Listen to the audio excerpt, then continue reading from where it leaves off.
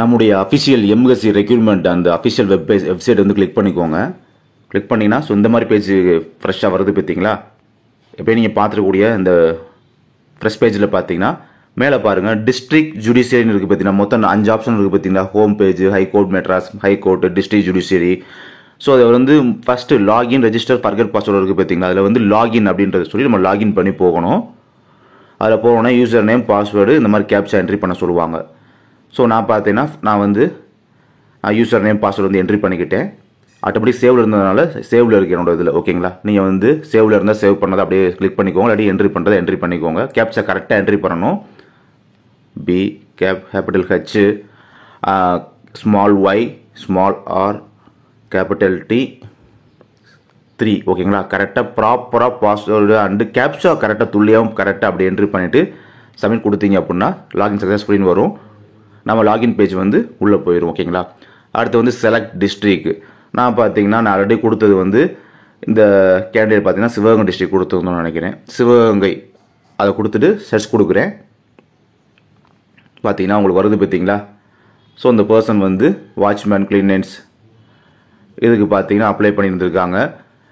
Application submit date இந்த view பண்ணி பார்க்குறாப்புல இருக்குது. அப்புறம் சீனியர் பெலிஃப், ஜூனியர் பெலிஃப் இதுக்கு தான் நமக்கு சொல்லியிருக்காங்க. இப்போ 10th குவாலிஃபிகேஷன் தான் சொல்லியிருக்காங்க, அப்லோட் பண்ண சொல்லியிருக்காங்களே. ஸோ அது வந்து பாருங்கள் ஓப்பன் ஆகிருக்கு பார்த்தீங்களா. இதுக்கு முன்னாடி ஓப்பன் ஆகிடல, வெறும் வியூ மட்டும் தான் இருந்தது. இப்போ வந்து ஓப்பன் காமிக்குது பாருங்கள். அப்லோட் டாக்குமெண்ட்ஸ் அப்படின்னு டேப் வந்து விசிபிள் பண்ணி பார்க்க முடியுது நம்மளால். ஸோ அதை வந்து கிளிக் பண்ணுறோம். கிளிக் பண்ணிட்டோம் அப்படின்னா என்ன சொல்லியிருக்காங்க பாருங்கள். ஃபர்ஸ்ட் இது எஜுகேஷனல் குவாலிஃபிகேஷன் சர்டிஃபிகேட்ஸ், அதாவது எஸ்எஸ்எல்சி, அப்புறமேட்டு 12th மார்க் ஷீட்டு, டிப்ளமோ அல்லது டிகிரி படிச்சுன்னா அதுக்கான மார்க் ஷீட்டு, அதான் ஓவரால் மார்க் ஷீட்டு, அப்புறம் டிசி. ஓகேங்களா, இது அண்ட் அது போக உங்கள் அதான் டிசி இதெல்லாம் சேர்த்து பார்த்தீங்கன்னா ஃபுல்லாக எஜுகேஷனல் சர்டிஃபிகேட்ஸ் ஃபுல்லாக பார்த்தீங்கன்னா சேர்த்து பிடிஎஃபாக மேக் பண்ணி மெர்ஜ் பண்ணி அதை வந்து 1 MB இருக்கிற மாதிரி பார்த்து நீங்கள் அப்லோட் பண்ணணும். இந்த அதில் சூஸ் ஃபைல் கொடுத்துருக்காங்க மாதிரி அந்த இடத்துல நீங்கள் அப்லோட் பண்ணணும். அப்புறம் கம்யூனிட்டி சர்டிஃபிகேட் பார்த்தீங்கன்னா 200 KB இருக்கிற மாதிரி பார்த்து சூஸ் ஃபைல் கொடுத்துறத வந்து கிளிக் பண்ணிங்கன்னா நம்ம வந்து கேலரி கூட்டிகிட்டு போவோம். இந்த சூஸ் ஃபைல் கிளிக் பண்ணி வச்சுக்கோங்களேன், ஃபைல்ஸ் கூட்டிகிட்டு போதா. ஃபைல்ஸில் ஆல்ரெடி சேவ் பண்ணி வச்சுக்கோங்க. எப்பயுமே பிடிஎஃப் ஃபார்மெட், நேற்று ஒரு வீடியோ போட்டு பார்த்தீங்களா, பிடிஎஃப் ஃபார்மெட்டில் கன்வெர்ட் பண்ணிவிட்டு எப்படி ஃபைல்ஸை சேவ் பண்ணி வைக்கணும் ஒரு வீடியோ போட்டுருந்தேன் பார்த்தீங்களா. அப்போ நீங்கள் ஃபைலில் கிளிக் பண்ணி அந்த பிடிஎஃப் அப்படியே போய் நீங்கள் அப்லோட் பண்ணிக்கலாமா. ஸோ அந்த மாதிரி பண்ணிக்கலாம் நீங்கள்.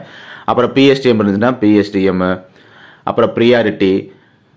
நெக்ஸ்ட் பார்த்தீங்கன்னா கேட்டிருக்காங்க பாருங்கள், அதாவது என்சிசி இந்த மாதிரி ஸ்போர்ட்ஸ் சர்டிஃபிகேட் இந்த மாதிரிலாம் இருந்துச்சுன்னா தேவைப்பட நீங்கள் அப்லோட் பண்ணி. அதர்ஸில் பார்த்தீங்கன்னா டைப் ரைட்டிங் இந்த மாதிரி தான் நீங்கள் வந்து அந்த மாதிரி இருந்தால் நீங்கள் அப்லோட் பண்ணிக்கலாம். 1 MB கொடுத்துட்டு நீங்கள் சேவ் கொடுக்க வேண்டியதான் வேலை, வேறு எதுவுமே கிடையாது. அடுத்து நெக்ஸ்ட்டு வந்து நீங்கள் அப்லோட் பண்ணி முடிச்சதுக்கப்புறம் ஒரு விஷயம் இருக்குது, அது என்னன்றதை நம்ம அடுத்த வீடியோவில் பார்க்கலாம்.